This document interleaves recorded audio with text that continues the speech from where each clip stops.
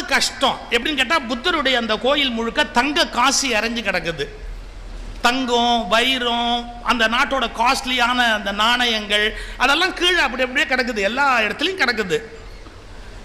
அப்போ நடராஜனால அதை பார்த்து அதிர்ச்சி ஆயிட்டாரு. உண்டியல்ல காசு போடல, அப்படியே தெருவில் இறச்சி அந்த சன்னதியை சுற்றி இறச்சிருக்கிறாங்க எல்லாம். அவர் நம்ம இந்தியாவிலேருந்து போயிருக்காரா? காசு இறஞ்சி கிடக்குதா? மனசு உடனே அமைதி இழந்துருமா? உடனே அந்த பொண்ணுகிட்ட கேட்டாரு, எம்மா எவ்வளவு எவ்வளவு பெரிய காசு தங்கம் எல்லாத்தையும் இப்படி இறச்சி போட்டிருக்காங்க, புத்தருக்கு முன்னாடி எல்லாம் இப்படி கொட்டி போட்டு வச்சிருக்கிறாங்க, இதை யாரும் திருட மாட்டாங்களான்னு கேட்டார். இது யாரும் திருட மாட்டாங்களா? ஏன்னா சிசிடிவி கேமராலாம் இல்லை அங்க. சிசிடிவி கேமராவிலேயே கர்ச்சீஃபை போட்டு மூடிட்டு நம்மால் அமுக்குறான்.